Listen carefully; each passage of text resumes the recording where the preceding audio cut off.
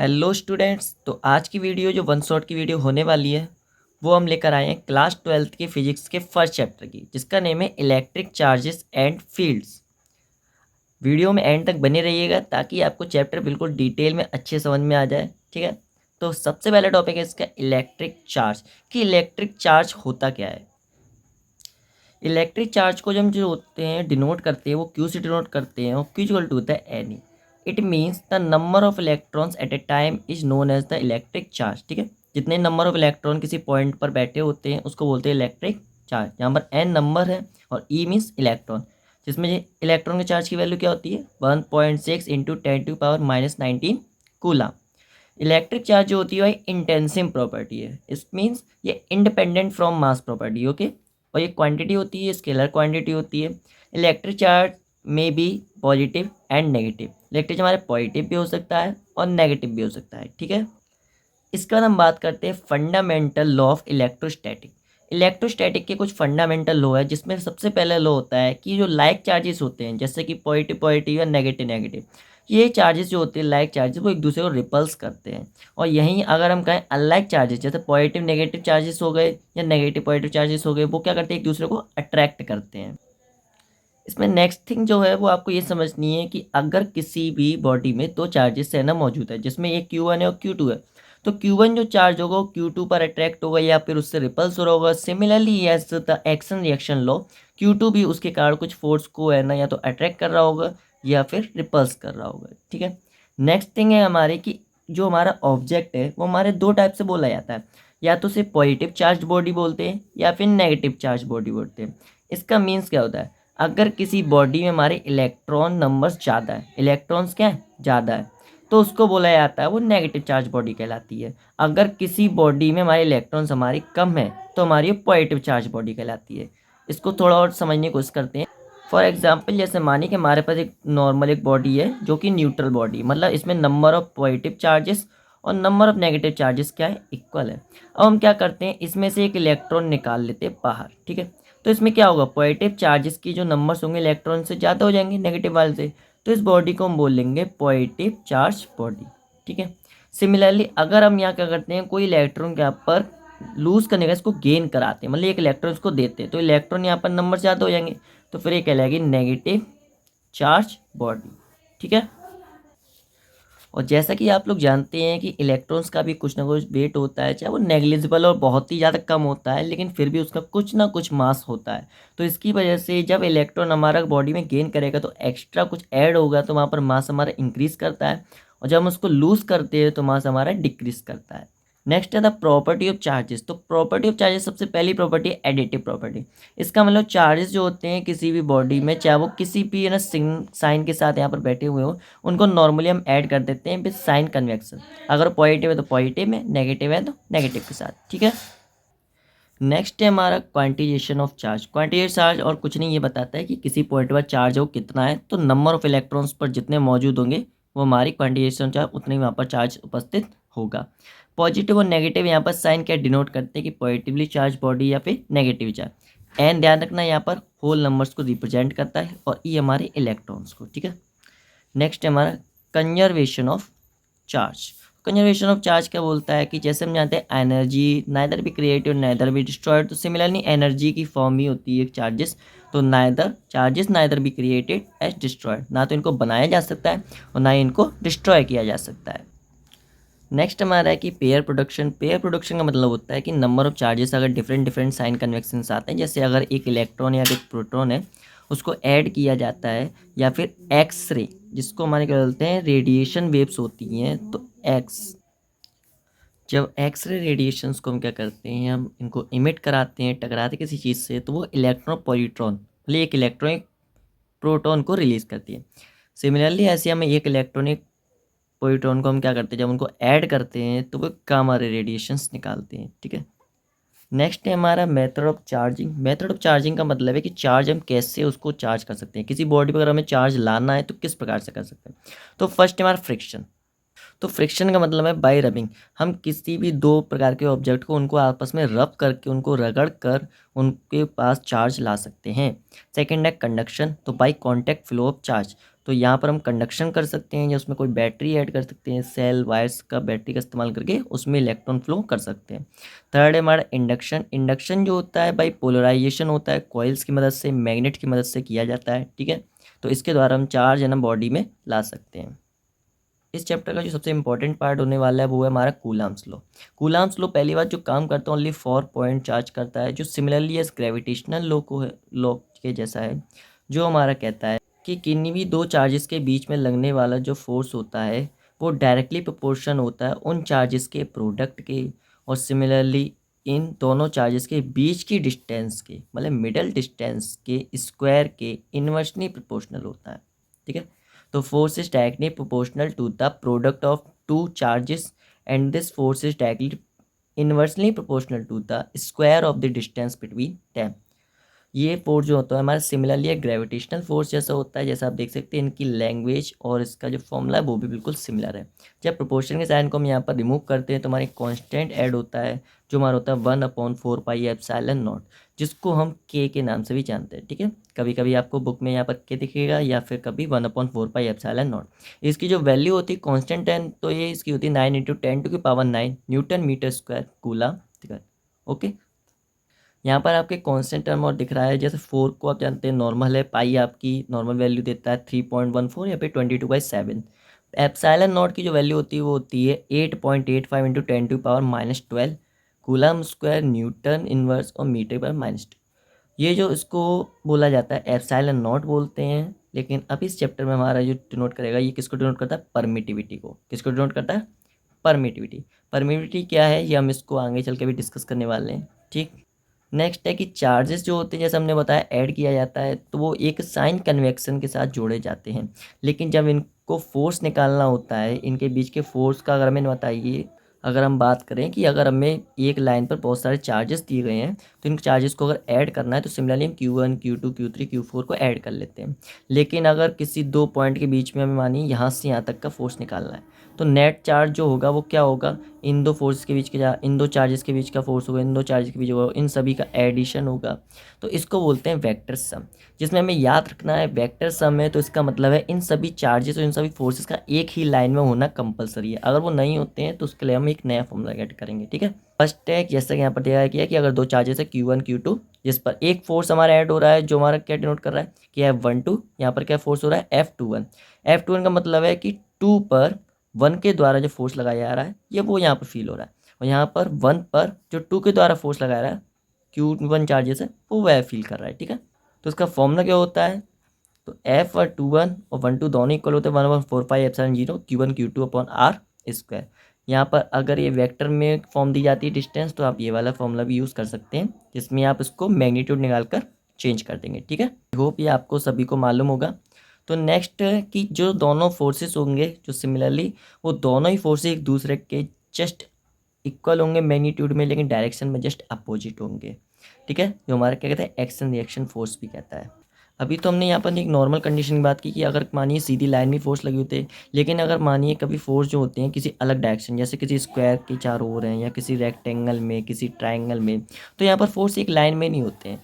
तो फोर्सेस को जैसे हमने बताया एक ही लाइन में कन्वर्ट करना पड़ता है। अगर वो जब तक एक लाइन में रहेंगे तो उनका वेक्टर सम करना पॉसिबल नहीं होगा। तो सॉरी, तो हमें यहाँ पर क्या करना होता है, वेक्टर ऑफ एडिशन में हम ये फॉर्मूला यूज़ करते हैं।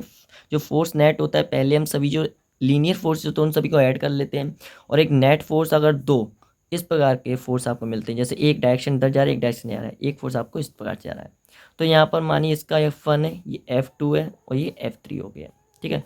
तो हम यहाँ पर किसी भी एक को F1 हमारा जो लाइन आते हैं तो F2 और F3 के बीच का हम क्या करेंगे, फोर्स निकाल लेंगे। किसके द्वारा, फोर्स नेट जो हम निकालते हैं किसके द्वारा, कि उनके बीच के दिए गए एंगल के द्वारा, हमारा क्या होगा थीटा, इस फॉर्मूले से। उसके बाद ये जो फोर्स होगा इन दोनों के द्वारा जो नेट फोर्स निकलेगा वो भी इसी लाइन पर जस्ट कहीं ना कहीं एक्ट कर रहा होगा, ठीक। तो फर्स्ट हम क्या करेंगे, अगर मानिए आपको कोई ऐसे न्यूमेरिकल कोई क्वेश्चन मिलता है कि जिसमें से किसी फिगर के ऐसे हमें फोर्स निकालना है टोटल, या फिर कोई भी ऐसी रेक्टिलिनियर फोर्स है, तो हमें क्या करना है, पहले उनको लाइंस में कन्वर्ट करना है, उसके बाद ही हम उनका टोटल सम लास्ट में करते हैं।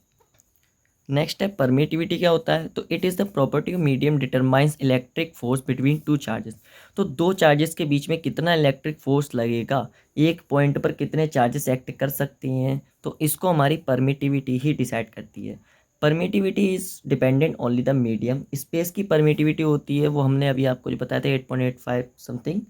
और नेक्स्ट अगर डिफरेंट डिफरेंट मीडियम के लिए, वाटर के लिए, स्काई के लिए, एयर के लिए, स्पेस के लिए, मेटल्स के लिए परमिटिविटी सभी की अलग अलग होती है। तो इसका एक फॉर्मूला होता है जिसे रिलेटिव परमिटिविटी कहते हैं, जिसमें परमिटिविटी ऑफ स्पेस होता है, एक हमारा परमिटिविटी ऑफ मीडियम होता है। ठीक है, permittivity of medium, permittivity of vacuum या फिर स्पेस। इसे सिमिलरली अगर हम फोर्स की रेस्पेक्ट में लेना चाहें तो force of vacuum, force upon medium, जो डायरेक्टली इक्वल किसके होता है? के। ठीक है, तो इक्वल रेडियम। नेक्स्ट है हमारा कि रिलेटिविटी जो के की वैल्यू होती है, परमिटिविटी वैल्यू तो 1 होती है। एयर के लिए के की वैल्यू 1.005 होती है, और वाटर के लिए के की वैल्यू जो होती है वो 80 होती है। ठीक है, ये हमारी रिलेटिव परमिटिविटी की कुछ डिफाइंस वैल्यू है। नेक्स्ट है हमारा सुपरपोजिशन। सुपरपोजिशन एक थ्योरम है जो हमारी बताती है कि net force is obtained by the vector sum of all the charges. जैसा कि आपको पहले ही बताया था कि अगर फोर्सेस सारे लाइंस में हैं तो आपको याद रखना होगा नॉर्मल वेक्टर सम कर देना, सभी को ऐड कर देना। लेकिन अगर वो डिफरेंट वे लाइंस में नहीं है तो पहले आप उनको एक लाइन में कन्वर्ट करेंगे वेक्टर फॉर्मूले के द्वारा, उसके बाद उसको सभी को जोड़ेंगे। तो यहाँ पर जो सुपरपोजिशन क्या कहता है, किसी भी फिगर में या फिर किसी भी मीडियम में जब चार्जेस एक से ज़्यादा होते हैं, फोर्स एक से ज़्यादा लगते हैं, तो उन सभी का जो टोटल एडिशन वेक्टर सम होता है वही उसके नेट फोर्स के इक्वल होता है। इसको क्या कहते हैं? सुपरपोजिशन।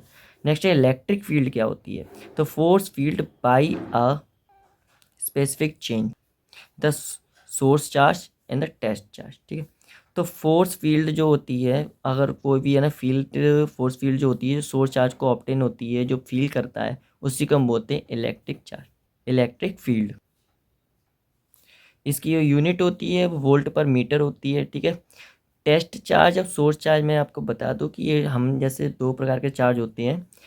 फोर्स में हमने यहाँ पर दो चार्जेस दे गए थे जिसमें Q1 था, Q2 था। इलेक्ट्रिक फील्ड लेकिन ध्यान रखना हमेशा एक चार्ज से ऑब्टेन होती है और एक चार्ज को है ना गेन होती है। तो यहाँ पर जो इसको निकालता है उसे सोर्स चार्ज बोलते हैं, जो इसको गेन करता है उससे है ना टेस्ट चार्ज कहते हैं। तो सोर्स चार्ज का मतलब है यहाँ पर कि वो कितनी ज़्यादा फील्ड जो जनरेट कर रहा है उसको सोर्स चार्ज कहेंगे, और जो गेन कर रहा है उसे टेस्ट चार्ज करेंगे। ठीक है, नेक्स्ट है जो इलेक्ट्रिक फील्ड का फॉर्मूला होता है वो होता है E=F/Q0। ठीक है, F यहाँ पर वेक्टर क्वांटिटी, इलेक्ट्रिक फील्ड हमारी क्या है? Vector quantity. तो अगर इसको हम सिंपल सी बात Q को अगर हम पुट करें हमारे नॉर्मल फोर्स के फॉर्मूले में, तो इलेक्ट्रिक फील्ड का होने जाता है 1/4πε0। जो पहले वहाँ पर 2Q थे, एक का Q का डिवाइड कर दिया चार्ज का, तो सिंगल यहाँ पर चार्ज बचा है, तो Q/r²। तो इलेक्ट्रिक फील्ड होती है वो किस पर डिपेंडेंट होती है? सिंपल सी बात है, वो इन्वर्सली प्रोपोर्शनल होती है किसके? 1/r², मतलब उनके बीच की डिस्टेंस के स्क्वायर के इन्वर्सली प्रोपोर्शनल होती है। मतलब डिस्टेंस जितनी ज़्यादा होती जाएगी इलेक्ट्रिक फील्ड हमारी उतनी ही कम होती जाएगी। ठीक है, नेक्स्ट है हमारी इलेक्ट्रिक लाइंस। इलेक्ट्रिक लाइंस और कुछ नहीं, इलेक्ट्रिक फील्ड लाइंस को बोला जाता है, जो कि इमेजनरी लाइन होती है। इनको हम आसानी से नहीं देख सकते, लेकिन एक्सपेरिमेंट्स करके इनको थोड़ा सा देखा जा सकता है, या फिर कहीं शो किया जा सकता है। जिस साइंटिस्ट ने इनको डिस्कवर किया था उनका नाम था माइकल फैराडे। ठीक है, तो इनको फैराडे लाइंस भी बोल सकते हैं। अब इलेक्ट्रिक फील्ड की अब मैं यहाँ पर आपको कुछ प्रॉपर्टीज़ के बारे में बता देता हूँ, कि जैसे यहाँ पर कुछ एग्जांपल हमने लिया था कि एक सोर्स चार्ज था कि हमारा टेस्ट चार्ज था। तो सोर्स चार्जेस से जो इलेक्ट्रिक फील्ड होती हैं वो इस प्रकार से लाइंस ड्रॉ होके जाती हैं। ठीक है, ये लाइंस कभी पहली बात एक दूसरे को इंटरसेक्ट नहीं करती हैं, यहाँ पर इसकी कुछ प्रॉपर्टीज़ हैं ऐसी। और सेकेंड थिंग, ठीक है, फर्स्ट थिंग हमने बना, सबसे पहला है कि कंटिन्यूसली स्मूथ कर्व होता है, मतलब ये जो लाइंस होती हैं वो कर्व्ड लाइंस होती है। सेकंड है ये जो लाइंस होती है पॉजिटिव टू नेगेटिव जाती हैं, मतलब इन लाइंस का चार्ज होता है पॉजिटिव टू नेगेटिव सोर्स की तरफ जाता है। नेक्स्ट है ये क्लोज्ड लूप होता है, ये ओपन लूप नहीं होता है कि अगर हम कहें कि लाइंस जो होती हैं यहीं पर आकर ख़त्म हो जाएंगी, नहीं, ये पूरी एंड तक जाती है।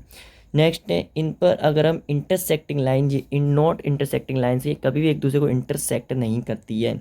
और do not pass through conductor, कि अगर हम इनके बीच में मानिए कोई कंडक्टर रख देते हैं तो उससे पास नहीं होती है, मतलब इनके बीच में ब्रेक का काम करता है कंडक्टर। ठीक है, कि अगर ये ब्रेकर लगा हुआ है तो यहाँ से इलेक्ट्रिक लाइन्स पास नहीं होंगी, जो भी होंगी वो एब्जॉर्ब कर जाएंगे कंडक्टर के द्वारा, तो अब इलेक्ट्रिक फील्ड लाइन बनती ही नहीं है। नेक्स्ट है हमारा अगर यहाँ पर इन लाइंस पर हम कभी भी टेंजेंट बनाते हैं, क्या बनाते हैं, टेंजेंट, तो टेंजेंट का मतलब होता है कि कर्व लाइन से एक स्ट्रेट लाइन अगर हम निकालते हैं तो हमेशा ये क्या देती हैं, हमें इलेक्ट्रिक फील्ड की डायरेक्शन बताती हैं, इलेक्ट्रिक फील्ड हमारे इस डायरेक्शन में जा रहा है। ठीक है, कि यहाँ से अगर हम बात करें कि अगर हमने यहाँ पर टेंजेंट बनाया तो इलेक्ट्रिक फील्ड का फ्लो देखें तो किस तरफ जा रहा है, इस तरफ। अगर हमने यहाँ पर बनाया तो अब ये क्या कह रहा है कि इलेक्ट्रिक फील्ड अब सीधे ऊपर की तरफ न जाकर इस डायरेक्शन में जाएंगे। हमने फिर यहाँ पर टेंजेंट बना दिया, आप कहें थोड़ी सी नीचे की तरफ आएंगे। तो टेंजेंट हमारी अगर किसी पॉइंट बनाती है तो आगे की इलेक्ट्रिक फील्ड लाइंस की डायरेक्शन बताता है। ठीक, नेक्स्ट हमारी प्रॉपर्टीज है, जैसे हमने यहाँ लिख रखा है कि कंटिन्यूसली स्मूथ कर्व होती हैं, start from positive and negative, no close loop, tangent at any point, direction of electric field, no intersecting lines और do not pass through conductor. Electric field ध्यान रखना किसी भी कंडक्टर की मिडल्स में हमेशा जीरो ही होती है। यहाँ पर मेरे पास कुछ एग्जांपल्स हैं कि कभी क्वेश्चंस अगर आता है तो, या फिर आपकी नॉर्मल नॉलेज के लिए, कि इलेक्ट्रिक फील्ड लाइन कैसे बनती है। मान के चलिए कोई पॉइंट चार्ज है जहाँ पर एक पॉजिटिव चार्ज है, तो पॉजिटिव जैसे हमने बताया पॉजिटिव नेगेटिव की ओर जाती है, तो यहाँ से फील्ड लाइन्स होंगी हमेशा बाहर की तरफ बनेंगी। ठीक, नेक्स्ट हम बात करें नेगेटिव हो तो नेगेटिव में अट्रैक्ट करेंगी। अब यहाँ पर दो हम चार्ज लेते हैं, एक पॉजिटिव और नेगेटिव, तो पॉजिटिव से निकलने वाली वो लाइन्स हमारी बाहर जाएंगी, नेगेटिव से निकलने वाली अंदर आएंगी, और इन दोनों के बीच में इलेक्ट्रिक फील्ड लाइंस बन रही होंगी। एक स्ट्रेट यहाँ पर आपको दिख रही है, सेकंड आपकी जो आ रही है इस डायरेक्शन से। नेक्स्ट, लेकिन सभी की डायरेक्शन पॉजिटिव टू नेगेटिव। अब हमने यहाँ पर दो चार्जेस लिए हैं, मानिए जो सिंपल है पॉजिटिव नेगेटिव, पॉजिटिव पॉजिटिव। अब आप जानते हैं पॉजिटिव पॉजिटिव चार्ज अगर दो हैं तो पहली बात तो एक दूसरे को रिपल्स करते हैं, इनके बीच में इलेक्ट्रिक फील्ड लाइंस बनेंगी नहीं, कि अट्रैक्शन ही नहीं, कोई फोर्स ही नहीं होगा। तो हम क्या करते हैं, इनके बीच में कोई नॉर्थ पोल की मैग्नेट रख देते हैं। ठीक है, नॉर्थ पोल की मैग्नेट रखने से अब ये थोड़ा सा अट्रैक्शन से करेंगे तो यहाँ पर इलेक्ट्रिक फील्ड लाइन्स मिलेंगे, लेकिन पॉजिटिव अब होने की वजह से चार्ज जैसे ही इनको मिलेगा तो इलेक्ट्रिक फील्ड ये भी बाहर की तरफ और इसकी भी आउटसाइड की तरफ। हमने यहाँ पर क्या किया है, अब एक जैसे दो चार्जेस लिए थे, अब यहाँ पर कोई प्लेन प्लेट लिए, कंडक्टर मानिए कोई प्लेट ली जिसके पॉजिटिव चार्जेस है, अंदर तो इलेक्ट्रिक फील्ड लाइन्स हमारी जीरो ही रहने वाली है, लेकिन बाहर की तरफ की पॉजिटिव प्लेट है तो बाहर की तरफ करेंगे, और नेगेटिव प्लेट होती तो अंदर तक अट्रैक्ट करती। ठीक है, आपको याद रखना है कि इलेक्ट्रिक फील्ड लाइन सबसे इंपॉर्टेंट कि पॉजिटिव से नेगेटिव की ओर जाती है। क्वेश्चन नॉर्मली आपको डायग्राम बनना मिल सकता है, उसमें पूछ लेते हैं कि जो मेंटर्स हैं या क्लास में पढ़ाने वाले टीचर्स होंगे वो आपको ये पूछ सकते हैं, क्वेश्चन पेपर में कभी क्वेश्चन आता है कि इलेक्ट्रिक फील्ड लाइन्स की डायरेक्शन क्या होती है, पॉजिटिव टू नेगेटिव होती है, और ऐसे डायग्राम बनाकर भी आपको डायरेक्टली पूछा जा सकता है कि उनकी डायरेक्शन को शो करिए। ठीक, नेक्स्ट हम लोग बात करें तो नेक्स्ट टॉपिक हमारा इलेक्ट्रिक डायपोल। तो इलेक्ट्रिक डायपोल पहली बात होता क्या है ये समझ लीजिए। तो अगर हम माने कि दो चार्जेस हैं हमारे पास जो है Q1 और Q2, जिन दोनों का ही मैग्नीट्यूड हमारा क्या है, सेम है, जिसमें एक पॉजिटिव चार्ज और दूसरा हमारा नेगेटिव चार्ज है। इन दोनों के बीच की डिस्टेंस जो है वो कुछ हमारी मान के चलिए A है। इनसे जस्ट इनके मिडल में, मतलब AY2 डिस्टेंस पर और दूसरी भी AY2 डिस्टेंस पर, यहाँ पर एक तीसरा चार्ज रखा हुआ है Q3। तो इन दोनों के बीच में जब भी आपको ऐसी कंडीशन मिलती है कि दो चार्ज का तीसरा चार्ज जो जस्ट मिडल में रखा हुआ है, जिनके मैग्नीट्यूड सेम है, तो इसको बोलते हैं डाइपोल मूवमेंट। क्या बोलते हैं, डाइपोल मूवमेंट्स। इसमें डाइपोल मूवमेंट का जो फॉर्मूला होता है वो होता है P=Q×D। यहाँ पर D क्या है, डिस्टेंस बिटवीन दैम। ठीक है, जो डिस्टेंस होगी ध्यान रखना है D हमारी ये वाली डिस्टेंस होने वाली, इन दोनों के बीच की डिस्टेंस, यहाँ से यहाँ तक वाली। ठीक है, जो D डिस्टेंस होती है वो यहाँ से यहाँ तक की स्टार्टिंग से एंड तक होती है।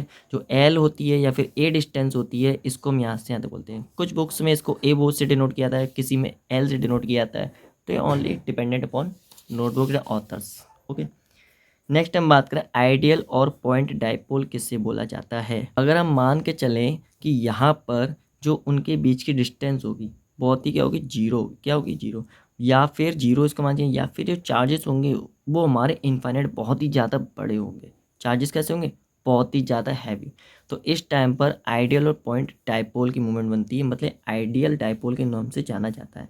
ठीक, आइडियल डाइपोल में आपका नॉर्मली डायरेक्शन पूछा जाता है तो क्या होता है कि चार्जेस हमारे या तो इन्फिनिटी टू टेंस टू होंगे, मतलब इन्फिनिटी बहुत ही ज़्यादा बड़े हो सकते हैं। जो लेंथ होगी वो जीरो नहीं होगी, लेकिन लेंथ जो होगी टेंस टू, ध्यान रखना ये जीरो नहीं होगी, लेकिन जीरो के जस्ट अप्रॉक्स में होगी, मतलब बहुत ही ज़्यादा छोटी लेंथ मिलेगी इनके डायपोल मूवमेंट्स में। नेक्स्ट जो है वो है हमारी डायपोल फील्ड। तो डायपोल फील्ड के लिए हमारे पास कुछ फॉर्मूले हम डायरेक्टली आपको वो शो करते हैं। ठीक है, तो जैसा कि अभी हमने बताया कि डायपोल मूवमेंट हमारा जो होता है वो ऐसे होता है, दो चार्जेस के बीच में जस्ट कोई तीसरा चार्ज रखो। तो डायपोल मूवमेंट पर हमारे इलेक्ट्रिक फील्ड दो टाइप से बन सकती है। यदि ये चार्जेस जो इसी एक्सिस पर हो तो इसे एक्सियल इलेक्ट्रिक फील्ड के नाम से जाना जाता है। ठीक है, नेक्स्ट अगर क्या हो इनके बीच पर कोई बीच में जस्ट मिडल में कोई पट्टी या फिर रिबन, कोई पिलर या कोई पिन रखी हुई है जो किसी लेंथ की है, ठीक है, डिस्टेंस जिसकी मान लें आर है, डी है, ए कुछ भी हो सकती है, तो इसको बोलते हैं इक्विलेटरल। क्या बोलते हैं? इक्विलेटरल। तो इलेक्ट्रिक फील्ड आपकी एक एक्सियल होती है, दूसरी इक्विलेटरल होती है। अब नेक्स्ट हम बात करें फॉर्मूले की। तो इक्विलेटर एक्सियल के लिए अगर हम बात करें तो एक्सियल का फॉर्मूला होता है E axial equal to K multiply by 2p by R cube. और नेक्स्ट अगर हम ये सिमिलरली अगर ये वेक्टर फॉर्म में दिया गया है तो पी कैप, ठीक है। नेक्स्ट है हमारा कि अगर इक्विलेटरल पॉइंट की बात करें तो इक्विलेटरल पॉइंट में हमारी जो होती है वो के पी अपॉन आर क्यूब वो भी सिमिलर होती है। डिफरेंस इन दोनों में ज़्यादा नहीं है, अगर आप देखेंगे तो इसमें के 2p अपॉन आर क्यूब है, यहाँ पर के पी अपॉन आर क्यूब है, ठीक। यहाँ पर जैसे होता है डिस्टेंस इन दोनों के बीच की क्या होगी? आर होगी। इन दोनों में एक रिलेशन भी होता है कि E axial upon equilateral equal to 2, ठीक है। कभी कभी डायरेक्टली अगर ई एक्सियल की वैल्यू दी जाती है इक्विलेटरल का आप ये रिलेशन निकाल डायरेक्टली वैल्यू निकाल सकते हैं। नेक्स्ट हम बात करें टॉर्क। टॉर्क यहाँ पर किस प्रकार से दिखता है कि अगर हम मान के जैसे इक्विलेटरल पर बात करें या फिर एक्सियल पर कि जब दो चार्जेस ऐसे रखे उनके बीच में ये तीसरा चार्ज यहाँ पर बैठा हुआ है, तो इस चार्ज अगर ये हैवी है या फिर किसी और भी मूवमेंट का है तो ये रोटेट करने की मानिए कोशिश करता है। इस पर ये चार्ज जो था वो रोटेट करने की कोशिश करता है, तो इसके रोटेट करने से यहाँ पर कुछ ना कुछ मोमेंटम बनेगा। क्या बनेगा? मोमेंटम बनेगा। तो मोमेंटम बनेगा तो मतलब ये रोटेट करेगा, तो यहाँ पर जैसा बनते हैं कि फोर्स जब किसी एक्सियल पॉइंट से रोटेट करता है तो उसको टॉर्क बोला जाता है। तो यहाँ पर हमारा जो इलेक्ट्रिक फोर्स है वो भी रोटेट कर रहा है, तो यहाँ पर क्या बन जाएगा? टॉर्क। तो torque on a dipole movement in a uniform electric field. Electric field यहाँ पर कांस्टेंट है, सेम है, उसी बात से चेंज हो रही होगी, ठीक है, यूनिफॉर्म मोशन में। तो ये मैक्सिमम कब होता है? जब थीटा की वैल्यू क्या होती है?